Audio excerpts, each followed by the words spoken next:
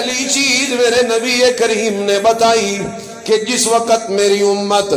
فحاشی کے کاموں میں مبتلا ہو جائے گی، فحاشی اور عریانی جس وقت عام ہو جائے گی معاشرے میں،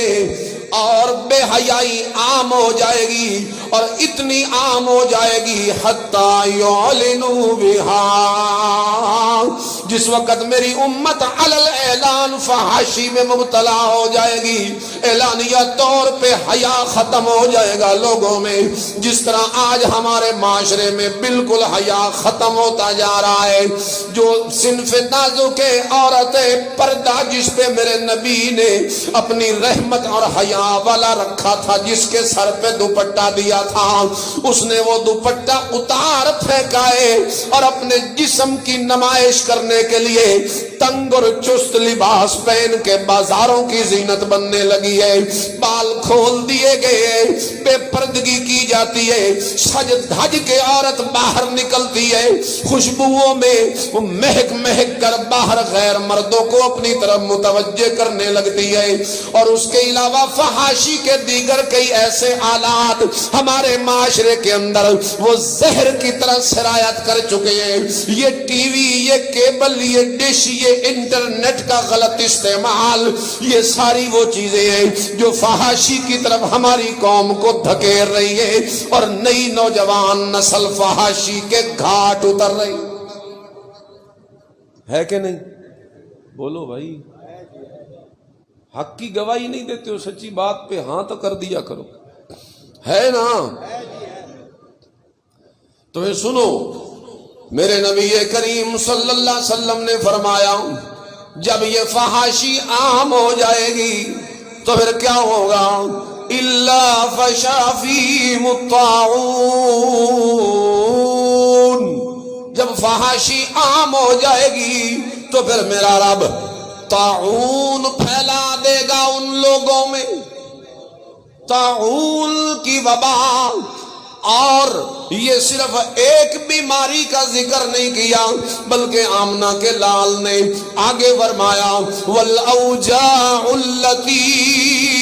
لم تكن مضت في اسلافهم الذين مضوا، ایسی ایسی نئی بیماریاں میرا رب اس قوم میں پھیلا دے گا جن بیماریوں کا نام بھی تمہارے باپ داداؤں نے نہیں سنا ہوگا، لیکن تمہاری بد کرداری کی وجہ سے اور تمہاری فحاشی عریانی بے حیائی کی وجہ سے ایسی ایسی بیماریاں تمہارے اندر اللہ پھیلا دے گا کہ تم حیران ہوگے۔ نہ ڈاکٹر کی دوا کچھ کام کرے گی، نہ حکیم کی گولیاں کچھ کام کرے گی، نہ کسی کے نسخے کچھ کام کریں گے، ہر بندہ مجبور ہوگا ہائے اللہ یہ کیا مصیبت ڈال دیے، لا علاج مرضیں آ گئی ہیں۔ جس طرح ہمارے ماحول میں کئی ایسی نئی نئی بیماریاں پیدا ہو چکی ہے، کس نے سنا تھا شوگر کا نام ہمارے پچھلے باپ داداؤں میں؟ کس نے سنا تھا ہیپاٹائٹس کا نام ہمارے باپ داداؤں نے؟ کب تھی ایڈ والی بیماری،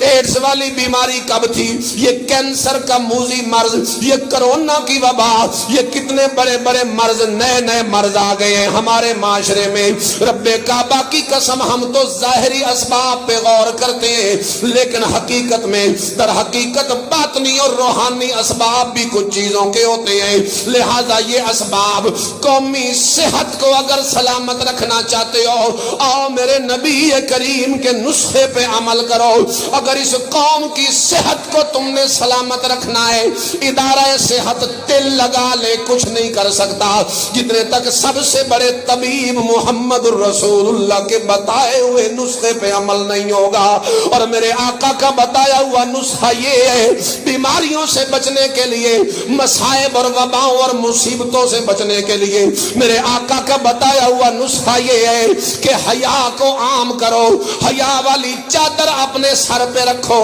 اپنی بہنوں بیٹیوں کو بھی پردے کرواؤ، شریف پردوں سے انہیں اپنے گھر کی زینت اور ملکہ بنا کے رکھو، اپنے گھر میں یہ آرڈر نافذ کرو شریعت کا، اور اپنے رشتہ داروں میں بہنوں بیٹیوں بہو میں اس چیز کی پابندی کرواؤ، ورنہ اگر تم نے حیا والی چادر کو اتار دیا بے حیائی کو تم پھیلا دو گے اور نئی نئی مرضوں کو سزا کے طور پہ میرا اللہ پھیلا دے۔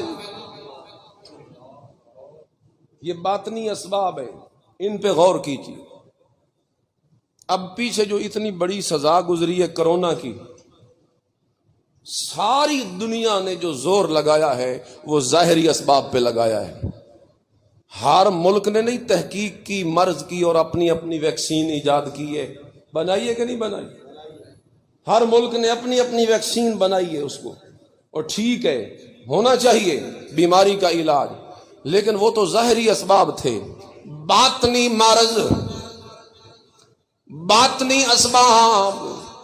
کہ اصل وجہ کیا ہے ان بیماریوں کے آنے کی، اصل